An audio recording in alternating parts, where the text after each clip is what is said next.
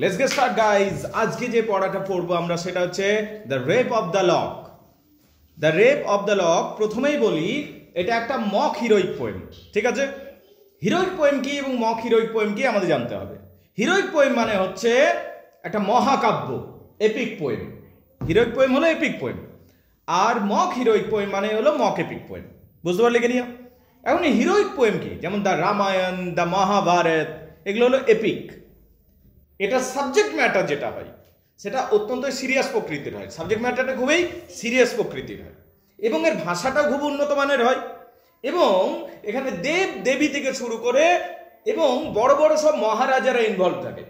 আমরা যদি দ্য মহাভারত পড়ি, দ্য রামায়ণ পড়ি, বেউল পড়ি, ঠিক আছে, ইলিয়াড পড়ি, ওডিসি পড়ি, প্যারাডাইজ লস্ট পড়ি, এগুলো সবগুলো হলো মহাকাব্য। হ্যাঁ, কোনোটা প্রাইমারি, কোনোটা সেকেন্ডারি। বুঝতে পারলি কিনা? কিন্তু প্রত্যেকটাতেই দেবদেবী রয়েছে, সিরিয়াস সাবজেক্ট রয়েছে, ভাষা উন্নত এবং হাই এবং গ্র্যান্ড ট্রিটমেন্ট রয়েছে, গ্র্যান্ড লফটি সাবজেক্ট রয়েছে এবং গ্র্যান্ড ট্রিটমেন্ট রয়েছে। মানে মহান জিনিস এক কথায়, এপিক। কিন্তু সেই জায়গায় দাঁড়িয়ে আছে মক এপিক পোয়েম, সেখানে একদম বিপরীত প্রান্তে দাঁড়িয়ে আছে মক এপিক। মক এপিক পোয়েমের ব্যাপারটা কি? এপিকের মতোই সব কিছু হবে, এপিকের মতোই ট্রিটমেন্ট হবে, ল্যাঙ্গুয়েজও ভালো হবে, দেবদেবীও থাকবে বা সুপার ন্যাচারাল এন্টিটি থাকবে, কিন্তু সাবজেক্ট ম্যাটার যেটা হবে সেটা তুচ্ছ হবে। সেটা কি হবে? অত্যন্তই তুচ্ছ হবে। তখন সেটাকে আমরা বলবো মক এপিক পোয়েম। মক মানে ব্যঙ্গ, মক মানে ব্যঙ্গ বা মক হিরোইক পোয়েম। তাহলে মক এপিক বা মক হিরোইক পোয়েম বলবো। এই যে আজকে যেটা আমাদের পড়া রয়েছে the rape of the lock, canto 1, এটা একটা মক এপিক পোয়েম। এটা হলো একটা মক এপিক পোয়েম বা মক হিরোইক পোয়েম, একই জিনিস। মক এপিক, মক হিরোইক একই জিনিস। যেমন ধরো অ্যাজ এন এক্সাম্পল আমি বলছি, সাপোজ টেক ইট ফর, প্রথমে এপিকের উদাহরণ দিই। একটা সিরিয়াস সাবজেক্ট চাই, যেখানে আমরা দেখতে পাচ্ছি যে রাম রাবণের যুদ্ধ হচ্ছে, ওটা একটা সিরিয়াস সাবজেক্ট এবং সেই জন্য ভাষা উন্নত, দেবদেবী ওখানে ইন্টারফিয়ার করছে, সিরিয়াস সাবজেক্টের সাথে সব কিছু মানানসই হচ্ছে। সাপোজ কুমকুমের বিয়ে, এটা একটা সিরিয়াস বিষয়, কুমকুম সিরিয়াস বিষয় কিনা, এবং সেই জন্য সে 500 লোককে ভোজ খাওয়াচ্ছে, 1000 লোককে ভোজ খাওয়াচ্ছে। কুমকুমের বিয়েটা হলো আলোচ্য বিষয়, মূল বিষয়, ওটা সিরিয়াস বিষয় এবং তার জন্য ট্রিটমেন্ট হচ্ছে কি 1000 লোককে ভোজ খাওয়ানো। এটা হলো এপিক। মক এপিক কি? 1000 লোককে তুই ভোজ খাওয়াচ্ছিস, কিন্তু কারণ হচ্ছে কি কুমকুমের বাড়িতে একটা টিকটিকিতে ডিম দিয়েছে। ঠিক আছে, তাহলে এই যে সাবজেক্ট ম্যাটারটা অত্যন্ত তুচ্ছ কিন্তু ট্রিটমেন্ট বিশাল। ঠিক আছে, এইটা হলো মক এপিক পোয়েম। যেমন ধর মৌরানী আজকে চুল কেটেছে, তার খুশিতে ও 10,000 লোককে ভোজ খাওয়াচ্ছে। তাহলে সাবজেক্ট ম্যাটার তুচ্ছ কিন্তু ট্রিটমেন্টটা great. This is mock epic poem. এখানে আমরা যখন প্যারাডাইজ লস্ট পড়বো, ওখানে কি দেখতে পাবো? শয়তান এবং গডের মধ্যে লড়াই, লুসিফার এবং গডের মধ্যে লড়াই, এবং ওখানে লুসিফার পরাজিত হচ্ছে, লুসিফারকে নরকে পাঠানো হচ্ছে এবং সেখানে আমরা দেখতে পাচ্ছি লুসিফার যন্ত্রণা ভোগ করছে এবং লুসিফার শয়তানে পরিণত হচ্ছে এবং লুসিফার ওখানে উঠে দাঁড়াচ্ছে, স্পিচ দিচ্ছে এবং নিজের রেবেলিয়াস আর্মি, বিদ্রোহী আর্মি তৈরি করছে। এত সিরিয়াস সাবজেক্ট প্যারাডাইজ লস্টে পাই। So that is why it's call epic poem. কিন্তু যদিও সেকেন্ডারি এপিক, ঠিক আছে, কিন্তু আমরা যখন আজকে the rape of the lock পড়বো, এখানে রেপ অফ দ্য লক মানে কি? এখানে দুটো পরিবারের ঝগড়ার গল্প, দুটো পরিবারের ঝগড়া, সেই নিয়ে আবার এপিক লিখে দিচ্ছে। বল, দুটো এমনি সাধারণ পরিবার, রাজাদের পরিবার হলেও হতো, সাধারণ পরিবার, দুটো পরিবারের মধ্যে ঝগড়ার কারণ কি? একটা পরিবারে একটা সুন্দরী মেয়ে আছে আর আরেকটা পরিবারে একটা হ্যান্ডসাম ছেলে আছে। তো তাদের মধ্যে একটা প্রেম চলছে। 18th সেঞ্চুরির মেয়েরা একটু অন্য ধরনের ছিল। অন্য ধরনের মানে একটু বেশিই অন্য ধরনের ছিল। কিরকম অন্য ধরনের? মানে ধর রাত্রি 2টোর সময় গৌরাঙ্গ আই মিস ইউ, রাত্রি 2টোর সময় মেসেজ। ঠিক আছে, রাত্রি 2:30টার সময় I miss you too much. ঠিক আছে, 3টার সময় Gauranga please I miss you understand. এমনি করে মোটামুটি সকাল পর্যন্ত 7 দিন ধরে এরকম 50টা করে মেসেজ পাঠায় কেউ, কোনো মেয়ে। এবার গৌরাঙ্গ কি ভেবেছে যে গ্রিন সিগন্যাল, গৌরাঙ্গ তখন গিয়ে পর প্রপোজ করে দিচ্ছে মেয়েটাকে। তখন মেয়েটা বলছে আমি তো তোকে বন্ধু ভেবেছিলাম। তো এই ধরনের আচরণ 18 সেঞ্চুরি মেয়েরা করতো, বুঝতে পারলি কি না? 18 সেঞ্চুরি মেয়েরা এটা আচরণটা করতো।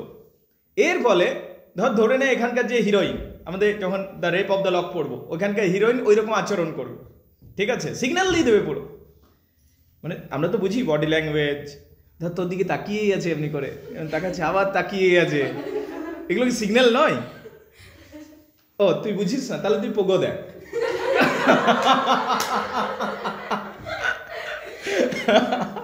ওকে ফাইন ফাইন, মানে this are signals guys, come on, right? Okay, মানে ইংলিশ অনার্সের পড়াটা জানিস তো কিরকম অনেকটা ফ্রেন্ডলি অ্যাটমসফিয়ারে হয়, তাই না? তো যাই হোক, তো এই বিলিন্ডা বলে একটা মেয়ে আছে, ও লর্ড পিটার নামক ছেলেকে পুরো সিগন্যাল দিয়ে দিয়েছে। তো লর্ড পিটার প্রপোজ করেছে, তখন রিজেক্ট করে দিয়েছে। তখন লর্ড পিটারের রাগ ধরে গেছে। সেই রাগে বিলিন্ডার সামনে একটা চুল থাকে, দেখবি এমনি সামনে ঝুলে কারো কারো, ওটা করাও যায় মনে হয়, ওটাকে লক বলে। কি বলা হয়? লক। একটাও করা যায়, দুটাও করা যায়, না কটা করা যায় আমি জানি না। ওকে, তো বিলিন্ডার একটা লক ছিল, আর লকটা বিরাটই সুন্দর লক ছিল, ওটাতে ওর খুব প্রাইড ছিল বিলিন্ডার। তখন লর্ড পিটার নামক ছেলেটি যে ছিল, ও লকটা দিচ্ছে কাঁচিতে করে কেটে। এই ঘটনা নিয়ে দুটো পরিবারের মধ্যে প্রচন্ড ঝগড়া ঝামেলা হচ্ছে, ছেলেটার পরিবার এবং মেয়েটার পরিবার। এই প্রেক্ষাপটে এই বিষয়টার উপর কেন্দ্র করে এপিক পোয়েম লিখে দিচ্ছে। তাহলে সাবজেক্ট ম্যাটারটা তুচ্ছই বটে। হ্যাঁ বুঝলাম যে কোনো মেয়ের চুল কেটে দেওয়া অত সহজ নয়, ঠিক আছে, ওইটা নিয়ে বিরাট ঝামেলাই হবে, কিন্তু তা বলে এপিক লেখার মতো নয় ভাই, ঠিক আছে, তাই না? তো এখানে সাবজেক্ট ম্যাটার হলো এইটা, দ্য রেপ অফ দ্য লকের। দ্য রেপ অফ দ্য লকের সাবজেক্ট ম্যাটার কি তাহলে? বলো বলো, what is the subject matter? চুল কাটাকাটির গল্প। মেয়েটা চুল, ছেলেটা কেটে দিচ্ছে। মেয়েটার নাম হচ্ছে বিলিন্ডা, মেয়েটার নাম বিলিন্ডা, আর ছেলেটার নাম Lord Peter.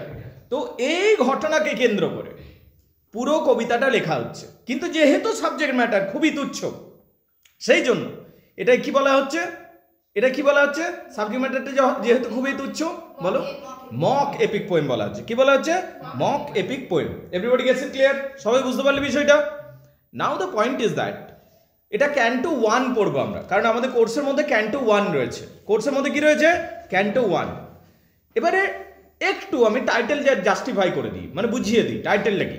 The rape, rape is a serious crime, ঠিক আছে, rape is a serious crime, there is no doubt about this, and this is, we should hate this crime. কিন্তু যদি কেউ বলে rape of a chair, rape of a table, rape of a song, rape of a computer, rape of a cup, ঠিক আছে, rape of a hair, ঠিক আছে, rape of a mat, right, বা rape of A lock, তখন ওটা কিন্তু হাসি ঠাট্টার বিষয়। হ্যাঁ না না, বুঝতে পারলি ব্যাপারটা? হ্যাঁ না না, ঠিক। তাহলে rape is a serious crime, কিন্তু যখন তুই বলছিস রেপ অফ দ্য লক, চুলকে কি করে কেউ রেপ করতে পারে? এখানে আসলে বলতে চাইছে ওই যে চুলটা কেটে দিচ্ছে, সেটা একটা ইনসাল্ট করছে, বুঝতে পারলি কিনা? তো কাটিং অফ দ্য লক না বলে সেটাকে বলা হচ্ছে rape of the lock, because rape is a kind of the person thing, সেই যুগে মনে করা হতো এটা একটা ইনসাল্টের মতো, বুঝতে পারলি কিনা? তো সেই জন্য বলছে রেপ অফ দ্য লক মানে কাটিং অফ দ্য লক। বলো এইটুকু বোঝা হয়ে গেছে কিনা? Everybody gets it clear? কে লিখছে এটা? আলেকজান্ডার পোপ লিখছে। কে লিখছে? Alexander Pope. কে লিখছে? Alexander Pope. এবার আলেকজান্ডার পোপ সম্বন্ধে এক দু কথা জানবো, তারপরে কবিতা পড়তে শুরু করবো। আলেকজান্ডার পোপ কোন যুগে ছিল? বলে স্যার পোপ যুগেরই ছিল, ও নিজেই একটা যুগ আলেকজান্ডার পোপ, তাই না? নিও ক্লাসিক্যাল যুগটাকে আমরা যদি ভাঙি, ছোট ছোট তিনটা যুগ পাই, তার মধ্যে একটা যুগ হচ্ছে আলেকজান্ডার এজ, বুঝতে পারলি কিনা? পোপের, যেটা আগস্টাইন যুগ বলি আমরা। আগস্টাইন যুগের মেন তো আলেকজান্ডার পোপ। তা আলেকজান্ডার পোপ কেমন ছিল বজরিয়া? কেমন ছিল জানিস? লোকটা ছোট হাইট ছিল, কুজো ছিল, ঠিক আছে, কুজ ছিল, এবং লোকটা প্রচন্ড ঝগড়াতেজ ছিল, এবং রিভেঞ্জফুল ছিল, প্রতিশোধ নিতে পারত, আর লয়াল ছিল তার সাথে, আবার ফ্রেন্ডদের প্রতি, যারা ভালো বন্ধু তাদের সাথে বিরাটই লয়াল, আর যারা শত্রু তাদেরকে পুরো তাদের উপর রিভেঞ্জ নিত। এইরকম ব্যক্তি ছিলেন আমাদের আলেকজান্ডার পোপ। বলো বুঝতে পারলি কিনা? ঠিক। তো আজকে আমরা কবি সম্বন্ধে এক কথা জানলাম, কবিতার নাম সম্বন্ধে জানলাম, কি ধরনের কবিতা সম্বন্ধে জানলাম।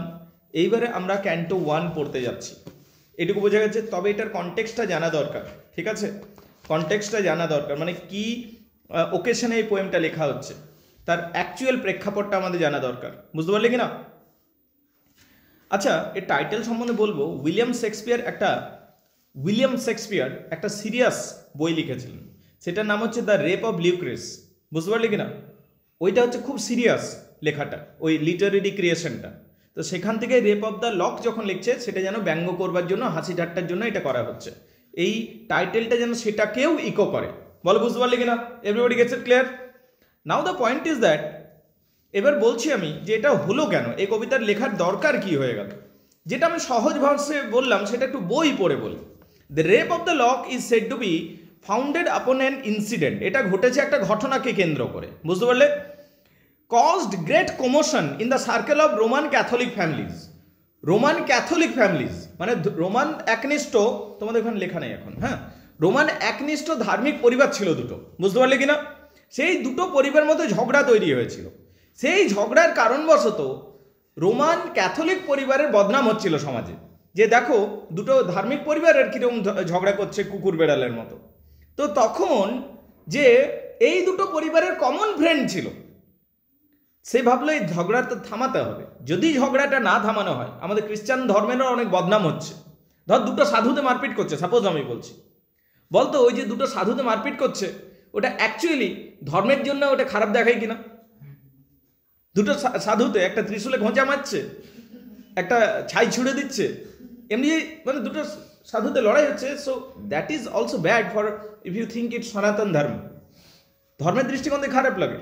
দুজন মৌলবি সাহেব যদি লড়াই করছেন, সেটাও কিন্তু মুসলিম ধর্মের জন্য ওটা খারাপ লাগে দেখতে, যে কোনো ধর্ম। ঠিক একই রকমভাবে খ্রিস্টান দুটো ধর্মগুরু যদি লড়াই করছে, বা পুরো ধার্মিক পরিবার যারা ধার্মিক আচরণের জন্য বিখ্যাত সমাজে, তারা যদি ধর্ম আচরণ ছেড়ে দিয়ে মারপিট করতে শুরু করে, তখন সমাজে কি হয়, ওই ধর্মের একটা নেগেটিভ ইমেজ যায়। তো এইটা ঘটছিল, বুঝতে পারলে কিনা? তখন কি হলো, তখন এই দুটো পরিবারের কমন ফ্রেন্ড আমাদের আলেকজান্ডার পোপকে ডাকলো। ও আলেকজান্ডার পোপের বন্ধু ছিল। বললো এরা যে বিষয়ে ঝগড়া করছে না, বিষয়টা আসলে খুবই ছোট, চুল কাটাকাটির বিষয়। তুই একটা কবিতা লিখে দে, এবং কবিতাটা এমনভাবে লিখবি পোপ, এই আলেকজান্ডার পোপ, তুই এমনভাবে কবিতাটা লিখ যেন ওরা বুঝতে পারে যে আমরা ছোট জিনিস নিয়ে অতি মাতামাতি করছি। তো এটাকে লাইটভাবে দেখা তুই। তো লিখে দিল। এবার লেখার পর দুটো পরিবার আরোই রেগে গেল। কেন রেগে গেল? তার কারণ সত্যিকারের ঘটনাগুলো লিখে দিয়েছে, যেটা হয়তো গ্রামেই জানছো, এবার বই প্রকাশ করে দিয়েছে, এবার সারা দেশ জেনে যাবে, রাইট? তো এইটা নিয়ে আমাদের আমাদের আলেকজান্ডার পোপকে লর্ড পিটারের ঘরের লোকজনও আর বিলিন্ডার ঘরের লোকজন এসে পিটাতে শুরু করেছে। পিটাতে শুরু করেন, লিটারেলি পিটাতে শুরু করেনি, এসে ঝামেলা করতে শুরু করে। তখন আলেকজান্ডার পোপ বলছে ঠিক আছে, আমি এডিট করে দেবো, কবিতাটা এডিট করে দেবো, আর এমনভাবে কবিতাটা লিখবো যে কারোর উপরেই দোষ দেবো না, মেয়েটার উপরে দোষ আসবে না, ছেলেটার উপরেও দোষ আসবে না, এইভাবে আমি কবিতাটা লিখবো। ও ওটা কিভাবে হয়? বলছে আমাকে লিখতে তো দাও। সত্যিই লিখলো আরেকবার, এবং সত্যিই দোষ কারোর উপরে চাপালো না। কার উপর চাপিয়ে দিল? ভূতেদের উপর দোষ চাপিয়ে দিল, ভূতেদের উপর দোষ চাপিয়ে দিল। কিরকম একটা কনসেপ্ট দেওয়া হবে কবিতার মধ্যে, মানে মেয়েরা যখন কোথাও যায়, কোনো কাজ করে, মেয়েদিকে অদৃশ্যভাবে ভূতেরা পরিচালিত করে, বুঝতে পারলি?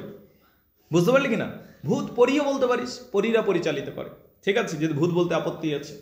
এবং পরীরা ফিসফিস করে ওকে মন্ত্র দিতে থাকে, ফিসফিস করে কিছু বলতে থাকে, যেটার ফলে কি হয়, সে বিপথে পরিচালিত হয়ে যায়। এই যে কোনো কুমারী মেয়ে, ভার্জিন মেয়ে, তার পাশাপাশি অনেকগুলো পরী অদৃশ্য হয়ে আছে। সাপোজ এজ অ্যান এক্সাম্পল আমি বলছি, সুইটি ম্যাডাম, তোমার পাশে আমরা দেখতে পাচ্ছি না, কিন্তু তোমার পাশে অনেকগুলো পরী আছে, এবং একটা পরী ফিসফিস করে তোমাকে বলে দিল, ওর দিকে তাকিয়ে থাক কিছুক্ষণ। ঠিক আছে, এবার সুইটি বেচারা, ঠিক আছে, ও ইনোসেন্ট গার্ল, ও পরীটার কথা শুনে ওর দিকে তাকিয়ে দিল। তারপর পরীটা বললো একটু লিপ মুভমেন্ট করে দে, ঠিক আছে, ও একটু লিপ মুভমেন্ট করে দিল। তারপর পরীটাই ওকে বলছে তুই চুপ করে যা এবার। তার মানে ওটা ওর দোষ নয়, ওটা কার দোষ? পরীটার দোষ, বুঝতে পারলে কিনা? এবার সেই কথা শুনে এবারে লর্ড পিটার মতো ছেলে কি করেছে, চুলটা কেটে দিয়েছে। তখন লর্ড পিটারের দোষ নয়, আসলে ওইটা ওকে কেউ ভুল বুঝিয়েছে। তো দোষ তাহলে পিটারেরও নয়, বিলিন্ডারও নয়, দোষ ছেলেটারও নয়, মেয়েটারও নয়, দোষগুলো হলো ভূতগুলোর বা পরীগুলোর। বা অদৃশ্য সুপারন্যাচারাল এন্টিটিগুলো, এই যে ভূত পরী যেগুলো বলছে এগুলো সুপারন্যাচারাল এন্টিটি। কি বলা হচ্ছে? Supernatural entity. দোষ এদের উপর চাপিয়ে দেওয়া হচ্ছে। এইভাবে কবিতাটাকে প্রডিউস করা হচ্ছে, রিপ্রডিউস করা হচ্ছে এবং সমস্ত দোষটা সুপারন্যাচারাল এন্টিটির উপর চাপিয়ে দেওয়া হচ্ছে। এইভাবে এই কবিতাটা আরো বেশি উপভোগ্য হয়ে যাচ্ছে এবং আরো বেশি এনজয়েবল হয়ে যাচ্ছে। বলো এইটুকু বোঝা গেছে কিনা? Everybody gets it clear? Everybody gets it clear? এবার বন্ধুটার নাম কি জেনে রাখ। যে বন্ধুটা দুটো পরিবারকে শান্ত করতে চেয়েছিল সেই বন্ধুটার নাম হচ্ছে মিস্টার ক্যারেল। কি নাম? Mister Carroll. কি নাম বন্ধুটার নাম? CARYLL, mister Carroll. বুঝতে পারলি কিনা? ইনিও একজন জমিদার ছিলেন, সাসেক্সের জমিদার ছিলেন। ইনিই পোপকে বলেছিলেন, মিস্টার ক্যারেল পোপকে বলেছিলেন যে তুমি কবিতাটা লেখো এবং দুটো পরিবারকে বোঝাও যে তারা অতিরিক্ত ছোট জিনিস নিয়ে অতিরিক্ত মাতামাতি করছে। বুঝতে পারলি কিনা? So this is what happened and that's why, সেই জন্য তিনি কবিতাটা লিখেছিলেন। এইবারে তোমাদের মনে প্রশ্ন জাগতে পারে, স্যার মেয়েটার নাম কি আসলেই বিলিন্ডা ছিল? না, মেয়েটার নাম আসলে বিলিন্ডা ছিল না। Miss Arabella farmer. কি ছিল? Miss Arabella Farmer. বুঝতে পারলে? যাকে আমরা বিলিন্ডা হিসাবে পাই। কি বুঝতে পারলে কিনা? Miss Arabella Farmer. বুঝতে পারলে কিনা?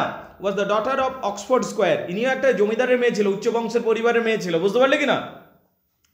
এবং কি হচ্ছে, এবং পরবর্তী সময় আমরা দেখতে পাই যে এই মেয়েটার সাথে লর্ড পিটারের ঝামেলা হয়ে যাচ্ছে। কার ঝামেলা হয়ে যাচ্ছে? লর্ড পিটারের। তো যাই হোক, এই ঝামেলাটা একটা সময় মিটে যাবে। পরবর্তী সময়ে মিস ফরমারের সাথে বিয়ে হবে একটা জেন্টেলম্যানের এবং তাদের 6টা শিশুও হবে, মানে হ্যাপি ম্যারিড লাইফ ও পাবে শেষ পর্যন্ত। বুঝতে পারলি কিনা? যার সাথে ঝামেলা হয়েছে তার সাথে বিয়ে হবে না। বুঝতে পারলি কিনা? অন্য কারোর সাথে বিয়ে হয়ে যাবে। তা লাভের লাভ কি হলো? আমরা একটা মক এপিক পোয়েম পেলাম। কি বুঝতে পারলে? So this is what we get. Understandable? সবাই বুঝতে পেরে গেছো? So this is the background of the rape of the lock. Rape of the lock একটা মক হিরোইক পোয়েম। এটা অনেক সময় পরীক্ষাতে দেয়, ঠিক আছে? মক হিরোইক পোয়েম হিসাব বলো। সুপার ন্যাচারাল এন্টিটি কি কি প্রয়োগ করা হয়েছে ওই নিয়ে বলতে হবে, ঠিক আছে? এগুলো খুবই গুরুত্বপূর্ণ। আচ্ছা, 18th সেঞ্চুরির মেয়েদের সম্বন্ধে বলতে বলে, তো 18th সেঞ্চুরির মেয়েরা কেমন ছিল বুঝতে পারলে বিষয়টা? কি হতো বলতো? 18th সেঞ্চুরির মেয়েদের মধ্যে, জেন্টাল লেডিসদের মধ্যে, যাদের বিয়ে হয়নি তাদের মধ্যে, ঠিক আছে, তাদের মধ্যে একটা কম্পিটিশন চলতো।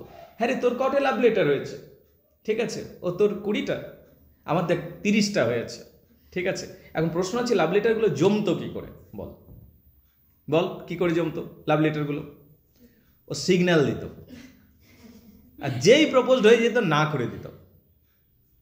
আর তুই যদি হ্যাঁ যদি করে দিলি তাহলে তো তুই এনগেজড হয়ে গেলি, তাহলে আর নেক্সট লাভ লেটার কি করে পাবি তুই? হ্যাঁ না না? তো সেই বুদ্ধিটা ওদের থাকতো খুব বেশি, মানে এটা বুদ্ধি না বদবুদ্ধি, সেই হচ্ছে একটা বিষয়, ঠিক আছে। তো 18th সেঞ্চুরিতে এমনি চলতো। ক্লিয়ার না? ক্লিয়ার নয়? তো এমনি করে করে অনেক ছেলেরা বিরক্ত হয়ে যেত। So this is what the situation ওয়াজ। এইটাই সিচুয়েশন। তো আমরা দেখতে পাই এখানে ক্যান্টো 1 আমাদের কোর্সের মধ্যে রয়েছে, তবে তোমরা জেনে রাখো canto 1, canto 2, canto 3, canto 4, canto 5 পর্যন্ত রয়েছে আসলে, কিন্তু আমাদের কোর্সের মধ্যে শুধু ক্যান্টো 1 রয়েছে। বুঝতে পারলে কিনা? শুধু ক্যান্টো 1, ঠিক আছে। ক্যান্টো 1টাও বড়, বেশ বড়। কি বুঝতে পারলে? So this is what we can start. এখান থেকে আমরা শুরু করতে পারি the rape of the lock. এটুকু বোঝা গেছে? কার কি প্রবলেম আছে বলো? আচ্ছা, বাই দ্য ওয়ে আরেকটা কনসেপ্ট আছে যেটা কবিতা পড়তে গিয়ে আমাদের কাজে লাগবে, ঠিক আছে। আরেকটা কনসেপ্ট আছে যেটা এই কবিতা পড়তে গিয়ে কাজে লাগবে, যেহেতু সুপার ন্যাচারাল এন্টিটির ব্যাপারটা রয়েছে, ওই ব্যাপারটাও একটু বলে দিই, তাহলে তোমাদের সুবিধা হবে। মানে দোষগুলো তো মেয়েটারও দেবে না, দোষটা ছেলেটারও দেবে না, দোষ কার দেবে? Super natural entity. তো সুপার ন্যাচারাল এন্টিটি বিভিন্ন ধরনের থাকবে। এরিয়াল বলে একটা এন্টিটির কথা পাবে, ও হলো পরিদে, ওর নাম হচ্ছে এরিয়াল। এরিয়াল, ও ভাবলে সে সার্ফ এক্সেল, এরিয়াল, ডিটারজেন্ট, সাবান গুঁড়ি, ঠিক আছে, এরিয়াল। যাই হোক, এন্টিটির নামও হচ্ছে এরিয়াল। বুঝতে পারলি? ও পরিদে সর্দার। বুঝতে পারলি কিনা? তবে এখানে বলা হচ্ছে মূলত যে 3-4 ধরনের ভূত হয়।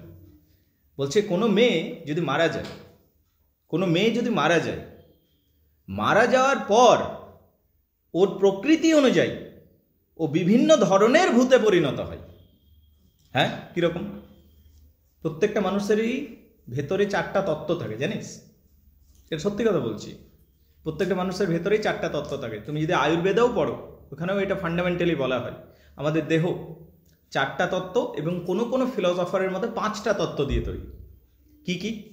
প্রথম হচ্ছে মাটি, একটা হচ্ছে জল, একটা হচ্ছে আগুন, একটা হচ্ছে আকাশ। মাটি, জল, আগুন, আকাশ, এইরকম তত্ত্ব দিয়ে তৈরি আমাদের দেহটা, বুঝতে পারলে কি না?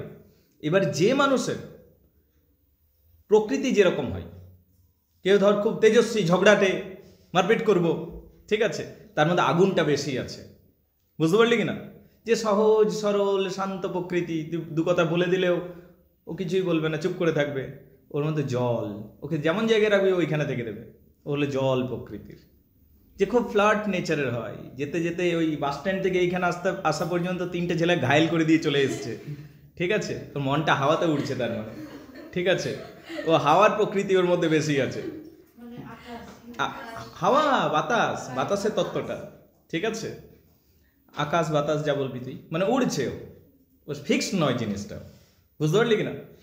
আর আরেকটা হচ্ছে মাটির তত্ত্ব, নর্মস বলা হয়, যাদের সাথে আনন্যাচারাল ডেথ হয়ে যায়, ঠিক আছে, এবং এই সোসাইটি যাদেরকে বাধ্য করে মানে সুইসাইড করতে, তখন তারা পিশাচ হয়ে যায়, ঠিক আছে, এমনি করে করে বলেছে জিনিসগুলো। যেমন কে কি হয় বলছে, দেখ, যেমন বলছে প্রথমে বলছে স্যালামেন্ডার কারা বলছে, যাদের মধ্যে আগুনের পরিমাণ বেশি, মানে প্রচণ্ড ঝগড়াটে হয়, দেখবি কেউ কেউ কোনো মেয়ে থাকে, ঠিক আছে, যে বিরাটেই ঝগড়া করে দেবে, গৌরাঙ্গ তুই শুধু ওর পাটাতে একবার শুধু এমনি করে টিপে দিবি তো, ঠিক আছে, তারপর দেখবি গৌরাঙ্গকে ধরে জুড়ে দিচ্ছে, এমনি বনবন করে ঘোরাচ্ছে, জুড়ে দিল।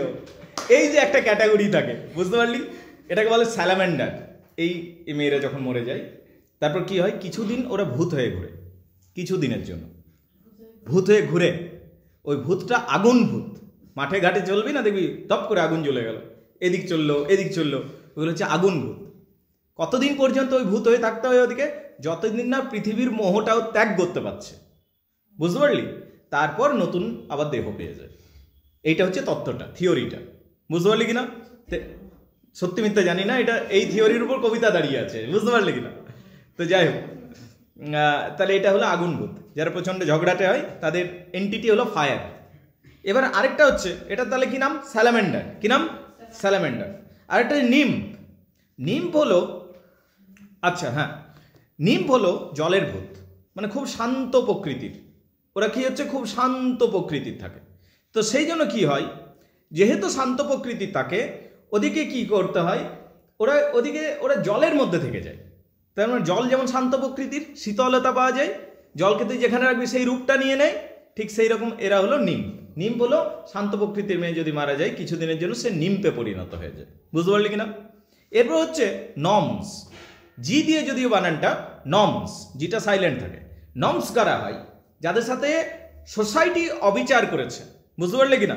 সোসাইটি তাদেরকে ফোর্স করেছে সুইসাইড করতে, এবং তার বাধ্য হয়ে সুইসাইড করে নিচ্ছে কোনো কারণবশত, বুঝতে পারলে কিনা?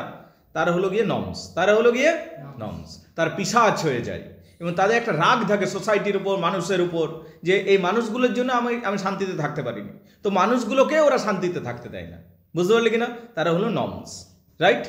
আর আরেকটা ক্যাটাগরি থাকে সিল, এরা হলো হাওয়া বাতাসের ভূত, মানে যে মেয়েরা বেশি ফ্লার্ট করে, ঠিক আছে, একজনের উপর ফিক্সড নয়, ঠিক আছে, যারা কিছুক্ষণ এর সাথে থাকবে, কিছুক্ষণ ওর সাথে থাকবে, আবার একসাথে দুজনের সাথেও থাকতে পারে, ঠিক আছে, রাইট?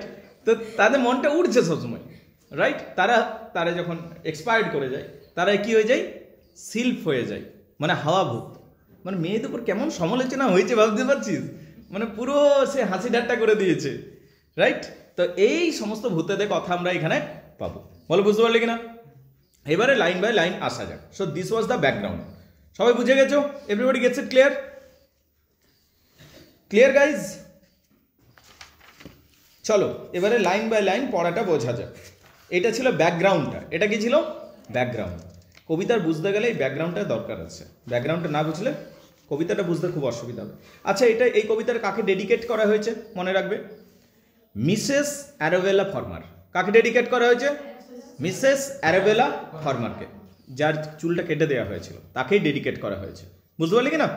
ঠিক, let's get start. Canto 1 the rape of the lock line by line শুরু হলো আমাদের।